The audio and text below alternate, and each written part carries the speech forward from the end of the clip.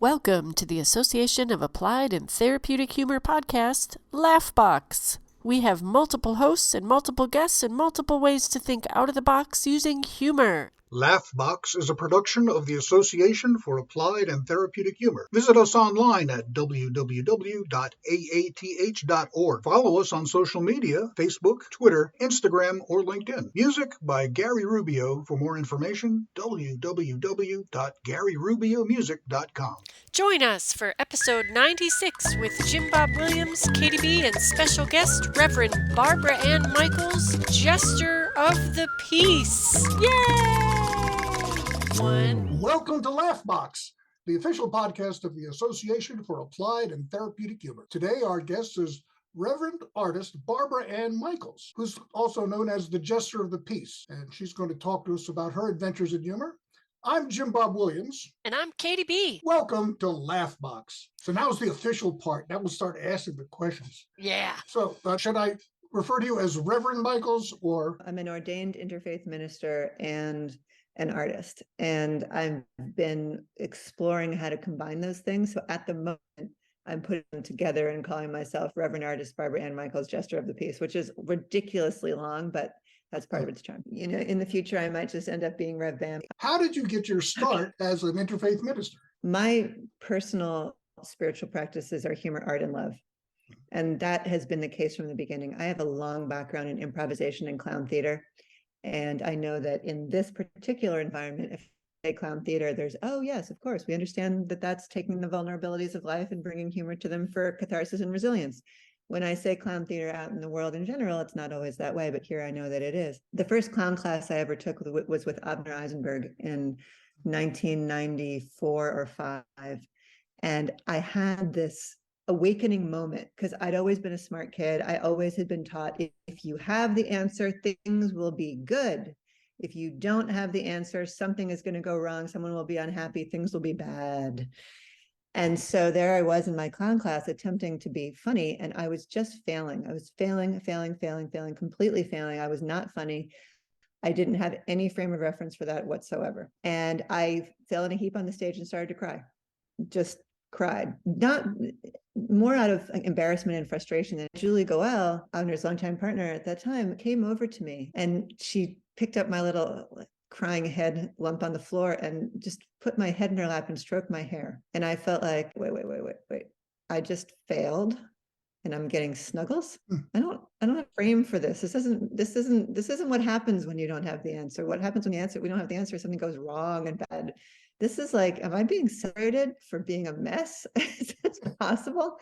And that was a absolutely pivotal experience. And for me, that was on the level of the mystery of life. Like my whole worldview changed at that moment. And I became committed to celebration of humor, and this humor as a celebration of failure, resilience, community, connection. And that's one of my origin points for how I became an interfaith minister, even though it's not obvious. And so going forward, I've been an audience interactive theater artist for 30 years at this point. I've done improv, clown theater, stilt walking, festival theater, created characters at a roving, Galas trade shows. I was being an educator. I became a wedding officiant, because it's the theater job that you never age out of. Like my wedding officiant is 405 years old and she is just the cutest little thing, right?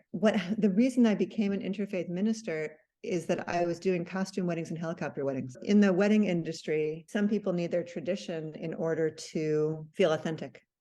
And there's a lot of space for that. And it's a good thing. I need my tradition. I'm going to feel authentic. And then there's this other group of people where if they don't express their creativity in their wedding ceremony, they won't feel authentic. And those are my people. And so I went about calling myself Jester of the Peace. It was actually suggested to me by a past partner of mine. He said, you know, you're a clown, you're a wedding officiant, you should be the Jester of the Peace. I said, you are correct, I should. And I got a lot of pushback on that too. I had other people in the wedding industry say, no, you cannot call yourself Jester of the Peace. You can't do that. And I wasn't one of those people who was like, well, I'm going to do it anyway. So haha. It was more like, no, I need to call myself that. And so I was doing, and I also became a wedding officiant right before same-sex marriage passed in New York State. So I was marrying couples who'd been together for 40 years, 30 years. There are not words to describe the tremendous honor of that and how extraordinary it was. And so I was doing weddings like, come marry us as Glinda, the Good Witch of the North, because none of the faith traditions that we've ever been a part of accepted us for who we are. But she's a figure that actually represents unconditional love to us. Will you please do that? And my response to that is, yes, I will do that with full sincerity and honor.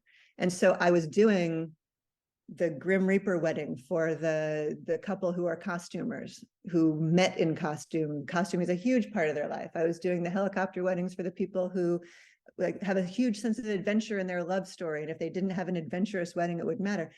All with complete sincerity. The Elvis couple who needed to prove how many vow renewals they could do and had to take my Elvis costume in 3 times.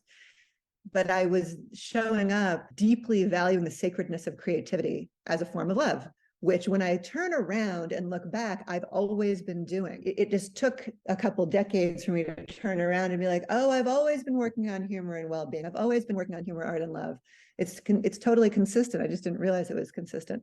So I became an interfaith minister, which because I couldn't bear the thought, because I was an internet minister doing costume weddings, I couldn't bear the thought that people wouldn't take my clients seriously. And if I'm an internet minister doing costume weddings, because I had originally become a wedding officiant because some friends said, hey, will you do our wedding? And I said, of course, I don't know why you're asking me that. But as soon as I did it, I did understand why they were asking that, because I love community. I love bringing people together. I love making things special. Reflecting people back to themselves is one of the things I do the most. So internet minister doing costume weddings, my need to have the sanctity of creativity and humor be upheld sent me to Interfaith Seminary. So I originally went for a business purpose, but obviously there's always going to be a lot more dynamics in the room. And then I had my own journey. And then years later now, it's serving even a further purpose than that. Oh, that's beautiful. I especially like the idea of creativity as an expression of love, because love will drive people to write poems, put themselves out there, put themselves in embarrassing situations, serenading their loved one outside, that nothing else can do. So, yeah, love is a big driver. The getting to love, getting away from love, redefining love, self-love. There are industries that are built around all of those things and art forms. To me, going back to that aha moment, it's humor, art, and love as daily practices lead to wellness. And now everything I'm doing right now is about humor and wellness, because I've identified my greatest desire for humanity is not humor. Even though I work on humor and I'm known as a humor artist, my greatest desire for humanity is that people give their gifts while they're still alive. And the fact that life isn't set up for that, I find to be inhumane and unconscionable. And so what are the fastest things I've ever found to return people to themselves and each other? What will give us a greater chance of being able to have people give their gift to humanity? Because I do believe everyone has gifts to give to humanity. It's one of the things that we're here for, which maybe is also a cultural worldview, that I would think that purpose is the meaning of life. In part, that's probably an American cultural thing. We go around the world and not necessarily find that, but that's the worldview that I'm in. And what moves me, and sometimes I have cry about, people can't give their gifts appropriately if they don't have the time and space to even find out what they are, or without the time and space to find out what they are, or then the time and space to give them if they do know what they are, or to be appreciated if they can get to give them. And humor, art, and love are the fastest reconnectors I know. And that comes from decades of street theater, from clown theater, from Julie stroking my hair, from all the people through all the interactive structures that I've ever created. I basically create experiences where you express yourself and feel adored, that are fast, because I have a long background in street theater. You have to get to people quickly, and humor, art, and love create participation, especially humor. Because if I make serious art, I'm a very serious artist. I just happen to be making very serious art under the umbrella of humor, because if I make humorous art, people participate without thinking about it, because humor lowers people's defenses. So if I go out in the street and marry people to aspects of themselves, hey, I'm going to marry my creativity. Hey, I'm going to marry Thinly Sliced Nova. I'm going to marry the town of East Hampton. I'm going to marry this camera. I'm going to marry this can of soda. All those are things people have married with me in the street or at a festival. If I created an installation about, hey, come tell me something that's really important to you, and we're going to create a serious ceremony about it, and people will hold back. they start thinking. If it's too serious, people start thinking. And what I want is participation and freedom. And so I use humor not for its own sake. I use it with phenomenal gratitude and appreciation, because people's defenses are lowered and they participate right away. And then they don't even know why they feel so good. And they don't need to know. I know. And we here at this organization all know. That's one of the reasons we're here, is just people jump in. I mean, the woman who married a can of soda, she's like, I married a can of soda. Ha, ha, ha. I'm going to make fun of your ridiculous activity, Ms. Jester of the Peace, on you. She came to marry this can of soda and was going to make fun of the whole thing. So she was like participating and holding back at the same time. 3 minutes later, her can of soda had come to represent her bubbly friends. Oh. So when she was feeling personally flat, she could drink in her bubbly friends and feel better. And then she feels good, even though she came to make fun of me, but she feels good because our craft in the audience participatory humorous arts, which I guess is the name of it I just invented for us right now, is to be able to have very quick transformational experiences by people being seen, heard, celebrated, and connected. Seen and heard is not enough. It's kind of beautiful that, the soda became a metaphor for something so much more than just a commercial product. The theological question that was raised is it legal to marry your pop? Well, so I've performed 560 legal weddings. I've performed many hundreds of also spontaneous ceremonies. One of the things about me as an artist is I make whatever I'm doing in my life into art. When I went to graduate school, I was a performance artist, and I had a studio full of objects that I wasn't using because I was a performer primarily. And so when I graduated, I was like, what in the world am I going to do with a studio full of stuff that I've created that I might use someday, sort of like you save pieces of string for maybe someday. So I stuck it all to my car. And then I had an art car, which was amazing. It's like a 2,000-pound costume to create these experiences of people seeing each other, that momentary humor, art, and love. I believe that a moment can make a change. I know that it could either be a small change or a big change, but I know it for a fact. I've been with thousands of people where a moment made a difference. And it's very important to me that the moment be celebrated. It's not the only thing. It could be a little yay, a huge yay. It could be absolutely life-shifting. It could just be a smile. Whatever it is. I think probably also for being an improviser, a lot of what I'm doing centers on doing something that's short-term in terms of time, but long-term in terms of potential for a reset. I just want to say, Barbara, I'm surprised we're only just meeting now. I have many ways that I can be collaborated with at this moment too. Right now, I created a congregation called the House of Holy Humor, which is a non-religious congregation, because I'm an interfaith minister and my spiritual practice is clown theater. So I'm not a member of a faith. I'm a legal clergy person though. And so my congregation is for people, whether if they have a spiritual practice or atheists, it's all good by me. Does someone resonate with humor, art, and love as a way to navigate life? As a way to address the mystery of life? Is it a reconnector?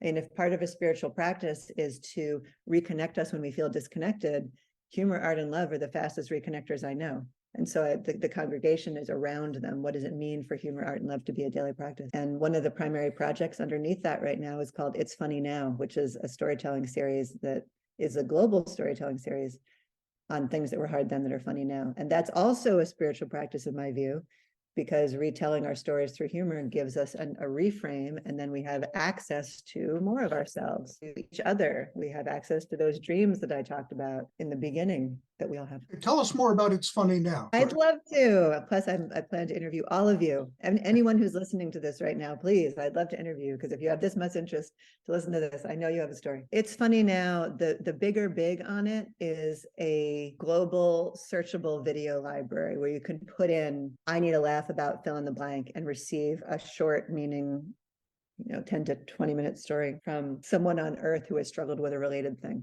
Like, I need a laugh about COVID, illness, money, parenting, death. I need a laugh about people who walk too slow in big cities, whatever. There's a couple aspects to it. One of them is the resilience aspect.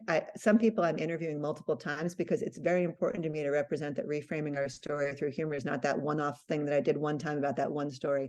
Oh, humor was the perfect thing for that one story. Never used it again, but I'm glad I had it that moment. It's a practice.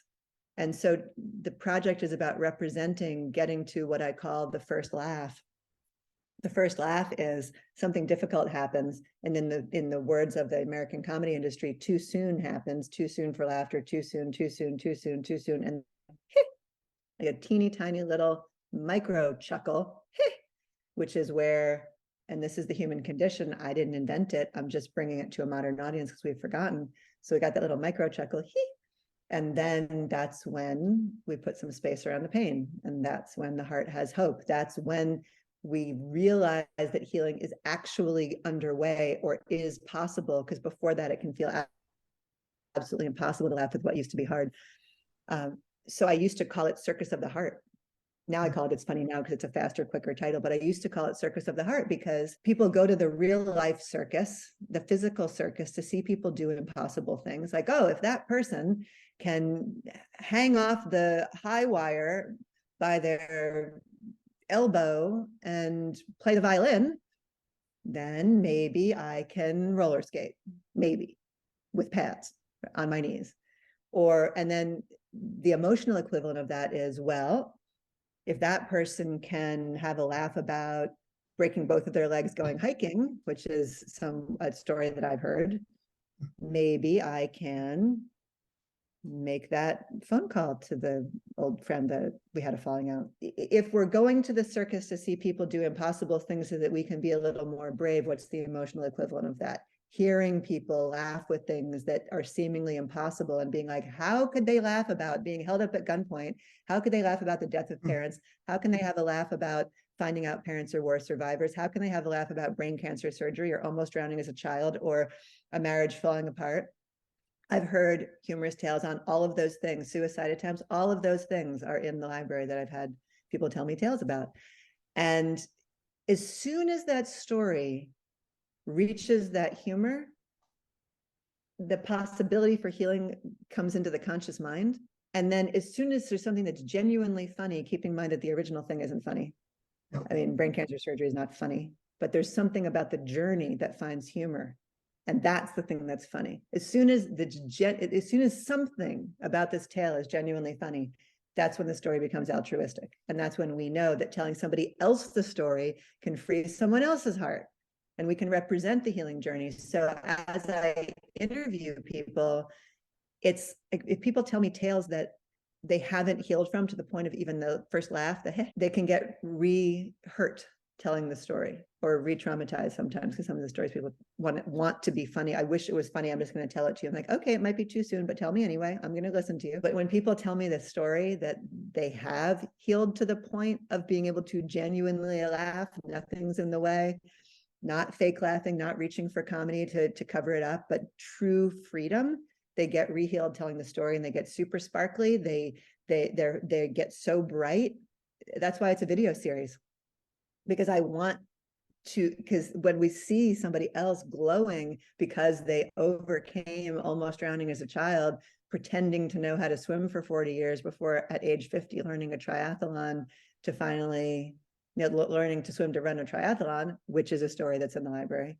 It's incredibly heartening. And that's when people want to share because they know they can help somebody else. That's what the library is for. So right now I've got, I'm doing intergenerational projects too, having younger people interview adults about things that were hard then that are funny now, because we need young people to know that it's not going to last forever, that reframing with humor is possible, that I have a belief, because of my belief in the moment, for the potential of a moment to be transformational, that it's possible to connect with a young person or a person of any age with a moment of uplift right before they make a bad decision, and not have that bad decision occur. And I believe in it. I know that I don't know how often that's possible, but if it's ever possible, and I know that sometimes it's true, then it's worth it.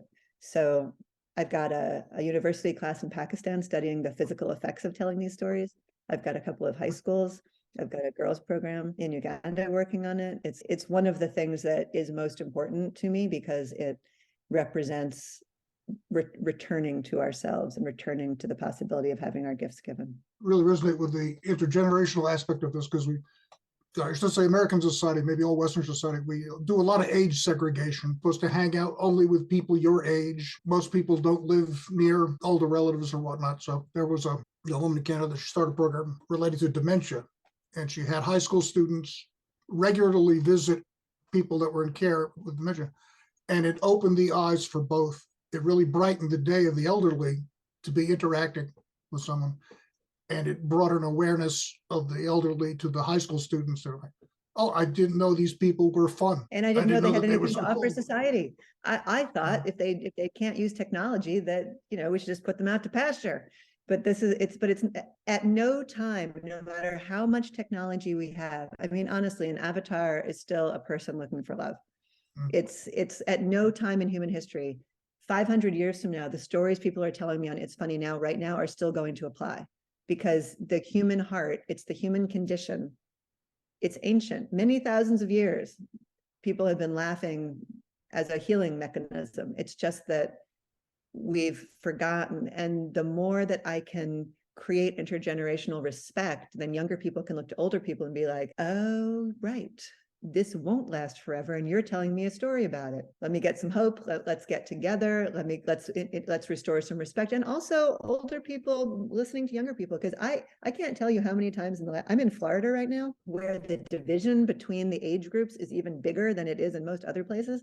I can't tell you how often I've heard people say, and I will because it's scientific to do so. I've probably had at least 10 people in the last week and a half say some version of young people can't communicate. Young people don't know how to communicate. They're on their phone, they can't speak, they don't know, they can't hold a conversation.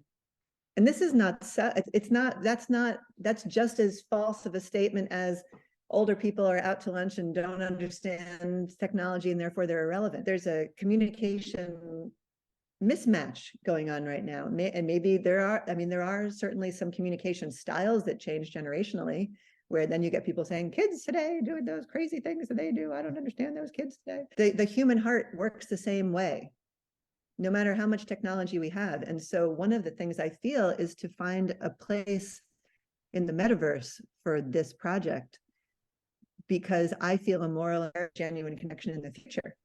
And so when we're creating 3D reality, if I don't get right with technology and put some version of this in the future, then these stories that I'm collecting, which eventually could be in an outmoded technology, won't be able to serve. And so I have, just as much as I'm aware that retelling our stories is ancient, I also am aware that because of technology, I can actually put something in the future. And so I feel compelled to do so. So I'm working on that.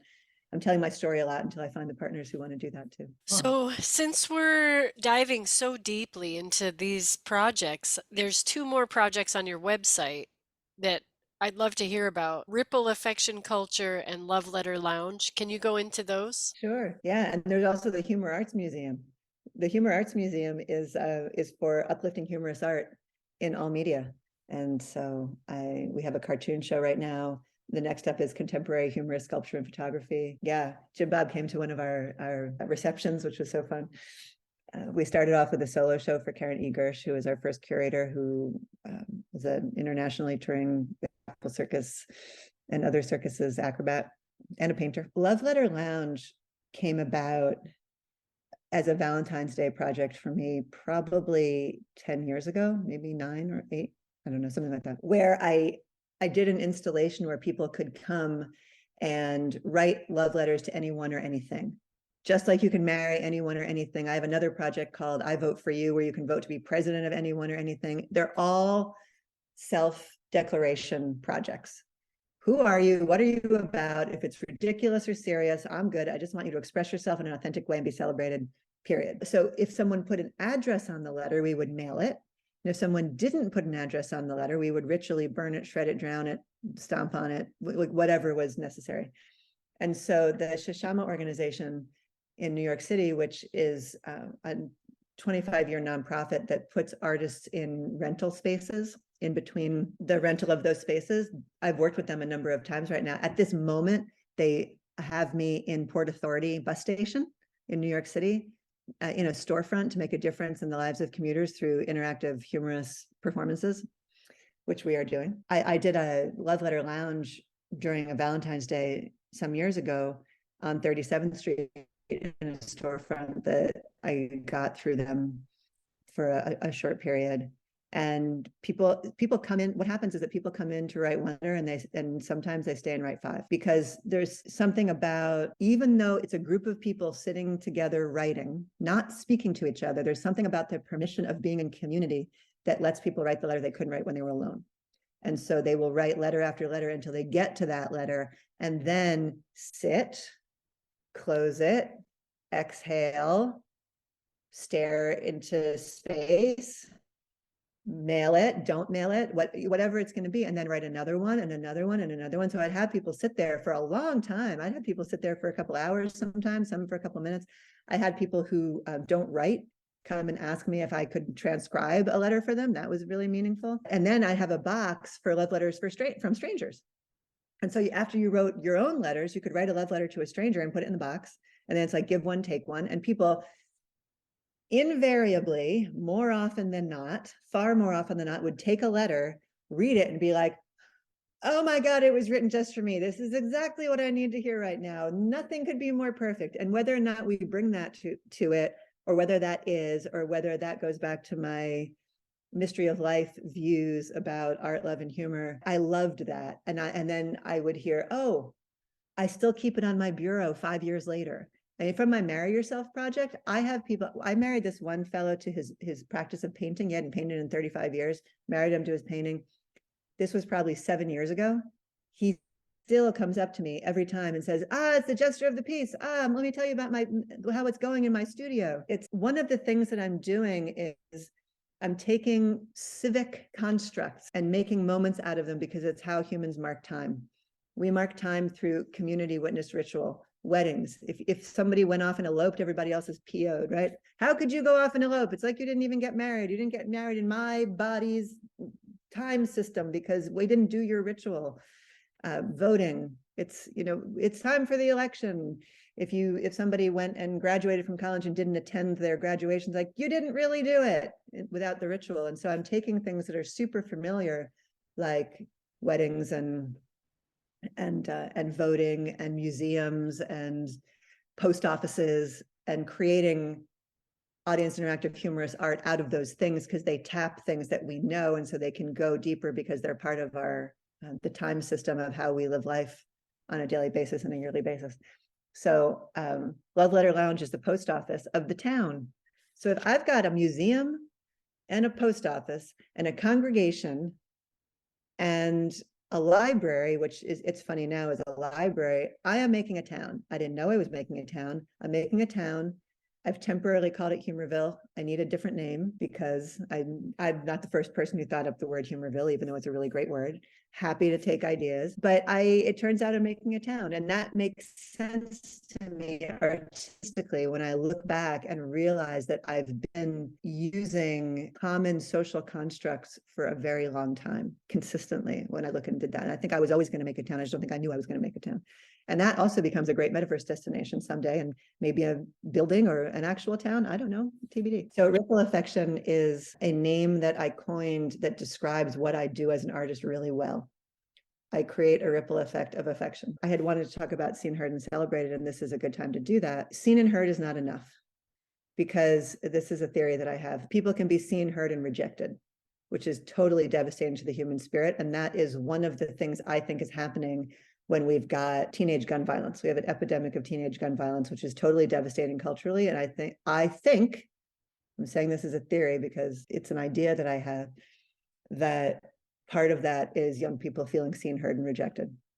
It's like, okay, yeah, you're there, no. And it just tears people apart to feel that. So everything I do is about seen and heard and celebrated.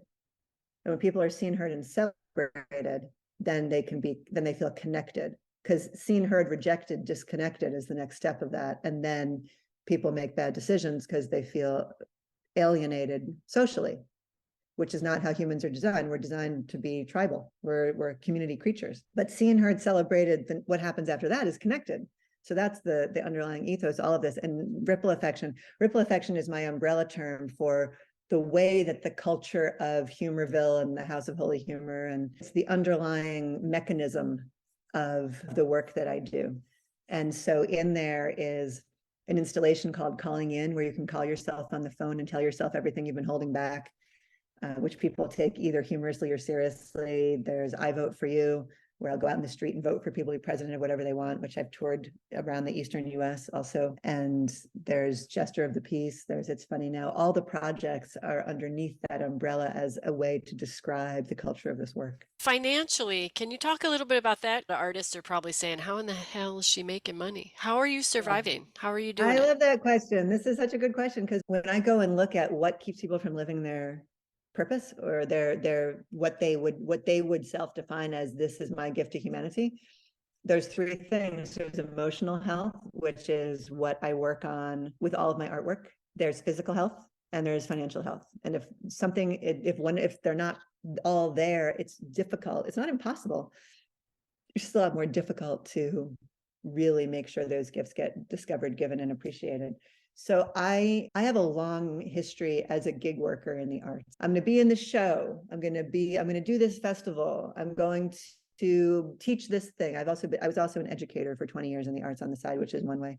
I'm going to get this grant, which is going to last for a certain amount of time. All of those things it's like the gig to gig life. Even when I was a teacher and I knew that I was going to have another class, it's still a gig. And what I'm doing right now is I'm learning a tremendous amount about how movements are funded and leveraging time, space, money. I'm learning about leverage, basically, at this point in life, which nobody taught me about. And as soon as I did learn about it, I felt like, what? How did nobody tell me that it's possible to combine resources, make money together, create systems that generate income? I felt like somebody pulled a fast one on the arts. And so now I am doing things like setting up subscription programs, which are ongoing sources of funding. I'm collaborating with other groups that have ongoing funding. I am creating sponsorship and donors and without being officially a nonprofit. I mean, I might have to become a nonprofit, but I didn't want to be, because at least not to start, because I didn't want to be yet another arts nonprofit asking the same 173,000 people for the same money that every other arts nonprofit is. And it's not sustainable. I think that there's a lot of artists trying to make a go of a begging for money model, which is exhausting. And so there's got to be other ways. And so I'm looking at licensing and syndication, and everything I'm looking at right now, and everything that I'm getting into has to do with recurring systems.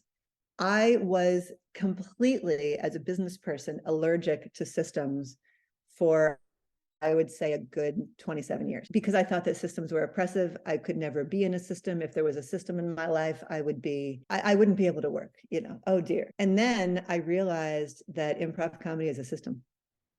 People all around the world play the exact same games. And if they didn't, and if they weren't super easy to adopt, improv would not be a worldwide movement. And that would be sad, because improv has changed countless people's lives. And there are many people worldwide who use improv as a spiritual practice, because it is basically a community comedy meditation practice that is physical, and it's extraordinary. And when I realized that, I felt like, oh, okay, system's good. Let me just make more. So what I'm doing is creating my work in a way that other people can take on and pass forward, pass around. So I'm creating systems. That is a completely different financial conversation. It's a different set of financial priorities. I'm still navigating some of it, but I'm making this transition from being a gig artist to being a legacy business. And I'm only focused on creating things that will outlive me. That doesn't mean I don't do one-off things because it's fun. I do one-off things because it's fun. But in general, my main focus is systematizing my projects and creating templates. So with It's Funny Now, I'm creating templates for It's Funny Now that I then can offer to schools anywhere, organizations, anywhere. I have a holiday project called A Holidaily, where I created a humorous personal growth holiday for every day of the year, because House of Holy Humor, of course, is going to be a holiday every single day. This is the House of Holy Humor. And so once I have 365, and I have, as of this recording, I have 168. And that's a program that goes on. I can have other people's programs use it. It's how can I create things that people all over the world can use, and have that be financial. And then I'm also very interested in other kinds of leveraged income projects, and really leaning into that and learning about investing. It's just, what's the long term? Artists are just not taught to think ahead. Artists are taught to be in the studio and respond to what's coming up in the moment sacredly and honoredly, and hope somebody else comes along to make something out of it. That doesn't honor the longevity. That doesn't make anybody's art intergenerational, which goes back to the intergenerational conversation we were having before. If we don't find ways as artists to create things that outlive us with our artwork, which now that I understand systems and that only come from systems, now that I'm no longer allergic, but I snuggle them, right? We have to have a mindset shift in order to have our work expand. And that can be a real 180. There can be it can be very confrontational, because after we've been taught for decades and decades to just be in the moment, okay, well, I'm going to be in this moment, but I'm going to make sure that somebody else in 300 years can also be in their moment with this thing that I found out. There's no possibility of passing forward what we learn and making societal shifts without leverage big picture thinking. So that's what I'm basically answering that question by talking about the massive mindset shifts I've had about finance and money and collaboration. Really, I don't want artists sitting alone being like, I'm going to invent this thing by myself and hope that someone finds me as I post every day on Instagram about it with my fingers crossed. I mean, that's not, collaboration is everything. And I didn't know that either. I didn't know collaboration was everything, but that's how people are designed. We're designed to, somebody in ancient times in a meat-eating tribe, some group of people went out and got a wildebeest and brought some back, and everybody had some. Or the wilde carrot, if it was a vegetarian tribe, they brought back the wilde carrot, everybody had some. And then one day, which was a very sad day for humanity, someone was like, sorry, that's my wilde carrot. You got to go get your own. I don't know how that happened. I don't know what day that happened on, but that was a sad day for humanity. And so I'm creating projects that recreate community connection and connection with our own selves, and just to restore the way that we are designed to be, which is sharers. We're designed to be sharers, including financially. This is one of the things that I'm most passionate about at this moment. Right there with you. That's all I want to say, Jim Bob. Go ahead. No, my mind is blown right now, because I came from an engineering background. First 35 years of my professional life, systems are good. You strive to get systems. I went from there to community theater and took an improv class, and I realized improv is a system, and it's the same system we used to use to solve wastewater treatment plant upsets. But that's another story for another time. There are a lot of people who are in the humor ecosystem, have similar projects. And I think there has to be a way to collaborate and to leverage these ideas. Part of the mission of whatever my humor town is going to eventually be called, and the House of Holy Humor specifically, and Humor Arts Museum specifically, and everything specifically. I mean, honestly, everything I do puts sunshine on people, and without leaving myself out. I have to also be included. I need to be seen, heard, celebrated, and connected too. This is not just for everybody else. I'm a human being also. But it's very important to me to create projects that celebrate the work of others and create collaborations around the globe. I'm desiring to lead and co-lead we're all doing this together. Look, this is a movement. There's a global movement of people working on humor and wellness that is unorganized. I mean, it's lightly organized in different places.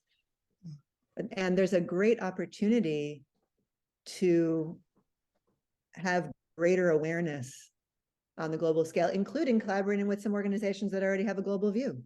And when the global organizations start collaborating with the other global organizations, maybe eventually we'll truly be global.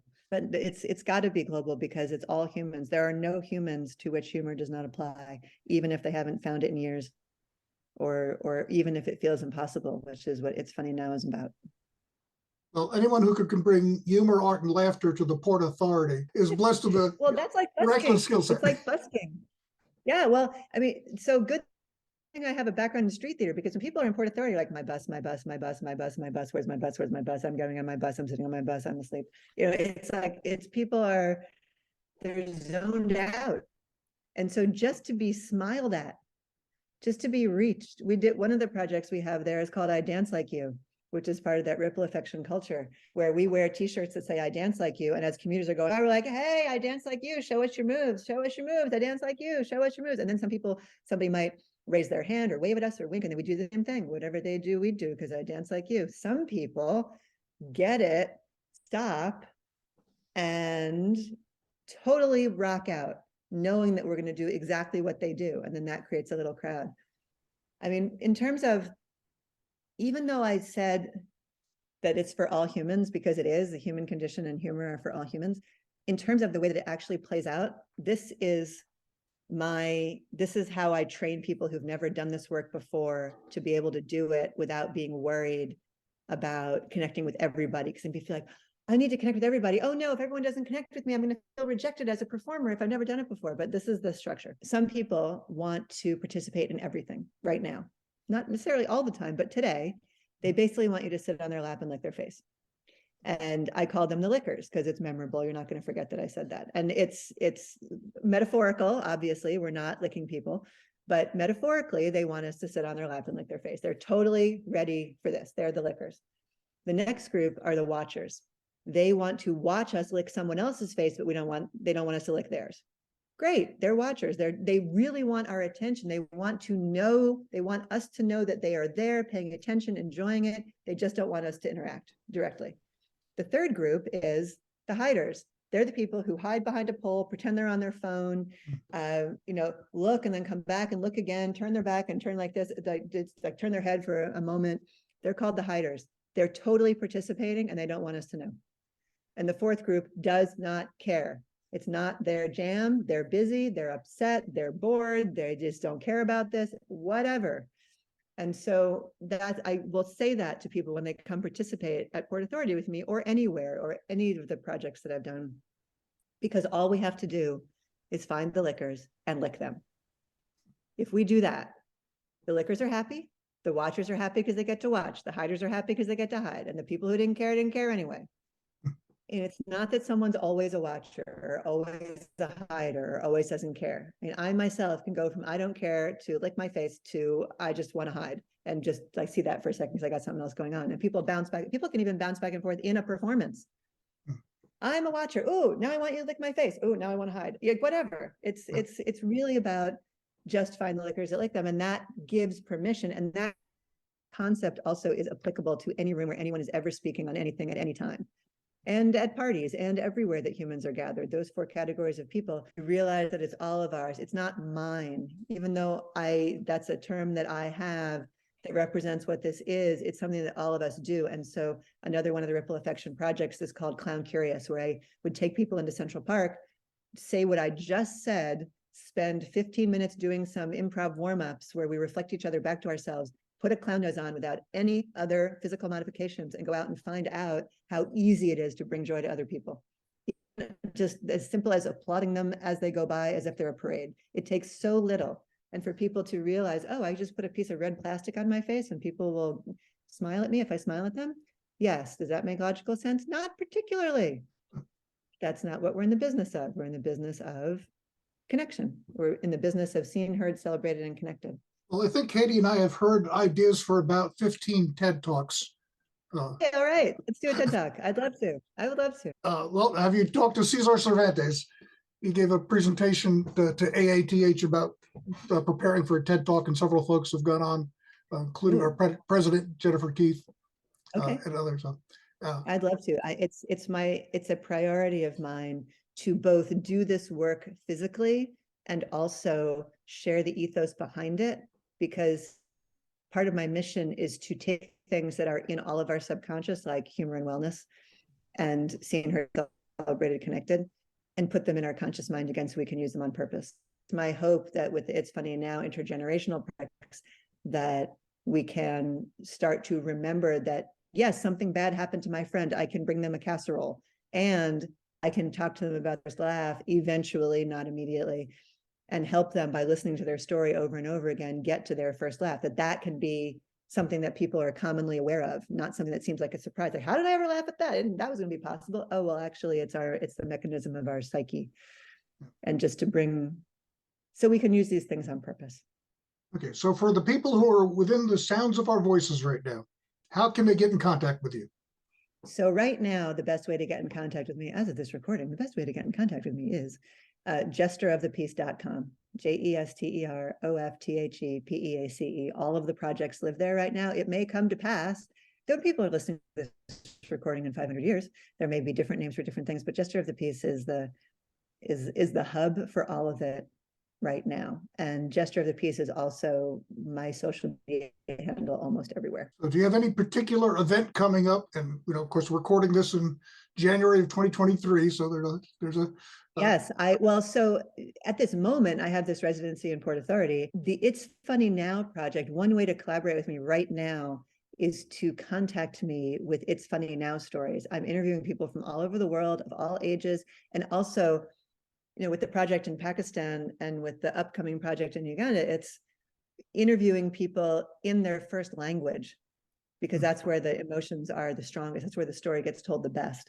And then translating it. So ultimately that project is in multiple languages. So we go and search the translation, the video translation, the subtitle version of that technology. So It's Funny Now is an ongoing project. And I'm also very warm for, hey, you do things like I do things.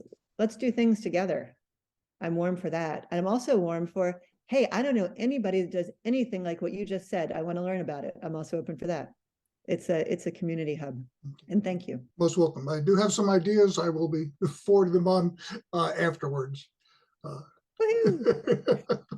It's such a tremendous honor to be here. I have deep respect for this organization and for all the people who are driven as a life path to bring humor. I mean, to me, because I'm an interfaith clergy person, it is a spiritual practice, and it's also a life path. I remember when I first started studying theater, people would tell me, clown chooses you. You don't choose it, it chooses you. And I do believe that. I believe that this humor chooses us, even if we're engineers. Well, I have one question I have to know.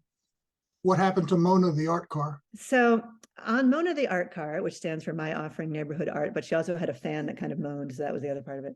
I had things on there like beads and poker chips and old floppy disks that would look like strange coasters today to new audiences. I had toothbrushes on there, and from time to time, my art car would get vandalized. People would steal stuff from it and break the windows and be angry about its existence for some reason, for whatever reason. One time, there was a fan of toothbrushes on the back, on the trunk. It was probably 20 toothbrushes, and someone came and pulled off 15 toothbrushes. And I thought, well, if you need a toothbrush that bad, please take 15 so you have one now and in the future. And I know that sometimes something that is phenomenally joyful and outstanding like that can actually make people upset. I know that. It's just also part of the psyche. It's why people use social media to vent. It's like whatever. I choose to just recreate the projects if that ever happens. Just recreate. And so eventually her life came to a halt. She eventually ended up at a junkyard. I had also experienced a pretty upending, like 180-degree shift in my life breakup. And I painted the entire car black with a 1-inch brush for 3 days. And there was an article about that in the Boston Globe, which, was highly dramatic of me. But that's, the press leaned in. I said, okay. And I got permission from everyone involved in the story to tell the story, which they gave, which was a great grace. And so even my humorous, serious art car healing ceremony got in the press. But I think that that's appropriate, because the more we can represent humor, art, and love as wellness modalities, the better world we're going to live in altogether. I'm just imagining the person that comes to the salvage yard and say, I'm looking for the trunk of but it's got to have 15 toothbrushes on it, kid. Oh yeah, we've got one right here. So. Oh yeah. Or like, you know what? I thought I was coming in here for a bumper, but actually I could really use a new toothbrush. Can we go there instead? Also makes me wonder, I don't want to put any auto body shops out of business, but if you got a scratch or a ding, why not glue a clown nose to it? Exactly. I ran a project in Jamaica Plain, Massachusetts, where I was living at the time. It was a brief project because I didn't stay there that long, but it was an art car project where I would gather together art car artists, and we were in First Night Boston together. I mean, for a gregarious person, it just creates so many smiles driving down the road, and that creates an opportunity. And then, and the funny thing is that I would be driving my art car around, and then I wouldn't be driving my art car. I'd be driving someone else's art car and be like, how come nobody's smiling at me as I'm driving? How come people are not really paying any attention today? And I'd be like, oh, right, I'm not driving the art car. It becomes like a social vitamin to be able to communicate with people that way. I think But only really, people that drive like the Oscar Mayer Wienermobile or the Mr. Peanut van can appreciate that, right? Because they pull into the parking lot at the state fair or whatnot, and everybody goes bananas. everybody goes bananas for the hot dogs. Yeah. They should put a banana in there. I don't know if there is a banana car. There has to be. Okay. I'm Maybe sure. okay, we need a grant from Chiquita. Banana rocket car. So, wow, you're like clone from my own heart, because if I can go back the last 30 years, and if you and I had a conversation about this project and that project and this project and how we made money and how we lived and what we're doing now, there's some massive parallels. So I see an opportunity that we need to take advantage of. For sure. None that we are going to experience when we have that conversation. I call it new old friends. People who feel like Yes, you've known them forever, even though you just met them. absolutely. I Yes. created a holiday for that.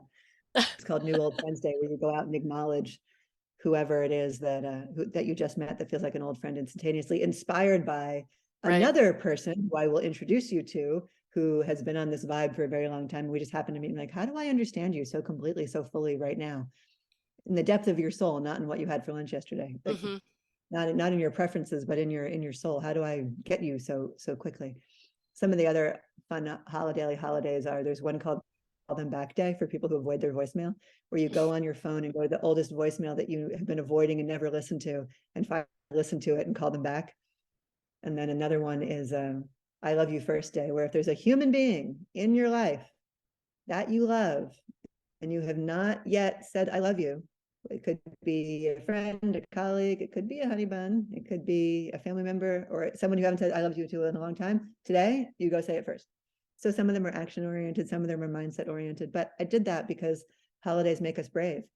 January 1st, join in the gym. December 31st, there are no gyms in North or South America. I cannot work out. I'm sorry, I would if I could, alas. People call their mother on Mother's Day when they're angry. They're just going to call her. And so it's, if we're going to use holidays to make brave emotional steps, let's just have every day be a holiday. That's one of the purposes of House of Holy Humor and Holiday too. Yeah, love it. And so happy Old Friends Day. Yeah. Katie. Same to Happy you. New Old Friends Yes. Day, Jim Bob. Yes. Well, we've covered how to find you. We've covered the majority of your current projects. We've covered your amazing history and your amazing life and brain and heart. And is there anything that you'd like to close this podcast with? I am going to do a paraphrase because I'm not going to remember it exactly. When I graduated from Interfaith Seminary, this is Interfaith Seminary. We're not being ordained into a faith. And so we have to write our own vow because we're not being ordained into a faith. It's like, it's the faith that I perceive. And so my vow goes something like, but not exactly like this. I vow to acknowledge and honor all life as an equal, as an equal form of love. And I will use my truth and trust and artistry and creativity and connection to unite us all in celebration. That's the vow that I created. And when I look across my whole career, that's what it is. I'm like Celebrella, you know, the celebration umbrella. And because I believe that life is to be celebrated, and I think that life's not set up necessarily that way, as I said in the beginning. And so we want our gifts to be given and found and shared, and it's something that we have to help each other do. And so it's whoever resonates with that vow and in a win-win harmonious way let's band together and unite everybody in celebration. Yes, ma'am. Thank you very much. Thank you very much. I'm very honored to be here. And we're honored to have you. Thank you for joining us for episode 96 with Reverend Barbara Ann Michaels, Jester of the Peace, and our hosts Jim Bob Williams and Katie B. Thank you very much. This has been Laughbox, brought to you by the Association of Applied and Therapeutic Humor.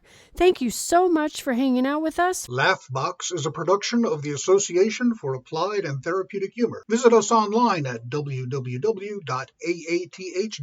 Follow us on social media, Facebook, Twitter, Instagram, or LinkedIn. Music by Gary Rubio. For more information, www.garyrubiomusic.com. And we'll see you next time.